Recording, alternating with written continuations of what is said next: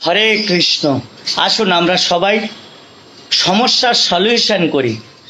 সমস্যাগুলো যেগুলো হয় কার্তিক মাসে, আমরা যারা কাজকর্মের মাঝে রয়েছি আর কি, তারা অনেক প্রবলেম সাফারিং করে যে কোথায় পাবো, কিভাবে দেব।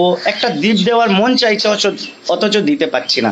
কিন্তু কার্তিক মাসে তো দ্বীপ দিতেই হবে। ইসকনের আমাদের গুরুদেবদের আদেশ, নিয়ম, গুরুবর্গরা যেমনভাবে আমাদের শিখিয়েছে।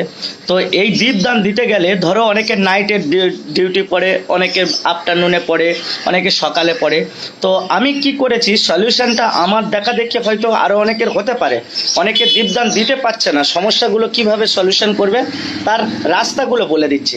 আমি সঙ্গে করে ক্যারি করে নিয়েছি একটা ছোট ঘি। এই যে সবসময় আমার ব্যাগে থাকে, এই যে ব্যাগটার মধ্যে, এই ব্যাগটার মধ্যে থাকে সবসময়। এই ঘিটা নিয়েছে 60 টাকা। এই 60 টাকার ঘিটা সবসময় ব্যাগে পড়ে আছে, কার্তিক মাস পুরো গোটা থাকবে আর কি। সঙ্গে কিছু তুলসী কাঠ নিয়েছি, শুকনো তুলসী কাঠ, তার মাথায় তুলো লাগিয়ে নিয়েছি, এটাও ওই ব্যাগের মধ্যে থাকে। তো এর সাথে নিয়েছি একটা 10 টাকা দামের গ্যাস লাইটার। গ্যাস লাইটারটাও সঙ্গে করে ক্যারি করি। এবার প্রশ্ন হচ্ছে কি, কলকাতা শহরে যারা কাজকর্ম করে কোথায় দেবেন, কিভাবে দেবেন, হাজার রকমের এখানে অনেক ধরনের কোণে কোণে, দাঁড়ে দাঁড়ে, অনেক জায়গায় মোড়ে মোড়ে ভগবানের চিত্রপট, বিগ্রহ অবশ্যই আছে, মঠ মন্দির আছে। আপনারা যেখানেই রাধা মাধব পাবেন সেখানেই দেবেন। ভগবান সব জায়গায় সমান। ভগবান যেখানে দেবেন সেখান থেকে গ্রহণ করবেন, যেখানে যে অবস্থায় পাবেন। এই না যে বাড়ি গিয়ে দিতে হবে, আমার ভগবানকে দিতে হবে, আমার ভগবান ছাড়া অন্য কাউকে দিতে পারবো না, এই চিন্তা ভাবনা মাথা থেকে দূর করে দেন।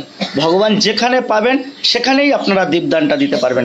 বা জাস্ট এটা আপনাদেরকে ক্যারি করতে হবে, তাহলে আপনারা কার্তিক মাসের পুরো দীপদানটা ফল অবশ্যই পাবেন।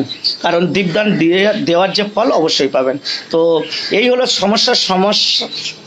সমস্যার সলিউশন। তো আশা করি আপনারাও ক্যারি করবেন, যারা আমার মতন সমস্যায় থাকেন, যারা সন্ধ্যা আরতি বা মঙ্গল আরতি জয়েন করতে পারেন না, এছাড়া আর অন্য কোনো উপায় নেই। আমার মঙ্গল আরতি যেমন ট্রেনের মধ্যে হয়, প্রায় প্রতিদিন আমার সঙ্গে একটা করতাল আছে। এই যে আমি এই করতালটাকে ক্যারি করি, এই করতালটাকে আমি ক্যারি করি সব সময় আমার ব্যাগের মধ্যে, এই ক্যারি করি আর কি। এটা মঙ্গল আরতিটা আমার ট্রেনের মধ্যে হয়, আবার অনেক সময় সন্ধ্যা আরতিটা ট্রেনের মধ্যেও হয়ে যায়। তো কিছু করার নেই, তবু আমরা দীক্ষাপ্রাপ্য গুরুবর্গদের আদেশ মানতে হবে যেমনভাবে পারি। তো এই সব নিয়ম কম বেশি আপনারা ফলো করলে তাহলে সলিউশন, সমস্যার সমাধান হয়ে যাবে। যেমন আজকের আমি কাজ থেকে চলে আসার পরে এই সামনে একটা মন্দির পেয়েছি, এই মন্দিরে আমি দীপদানটা করে ফেললাম। হরে কৃষ্ণ, রাধে রাধে। এইভাবে আপনারা সমস্যার সলিউশন করতে পারবেন। হরি বল। রাধা মাধব, রাধা দামোদর কি।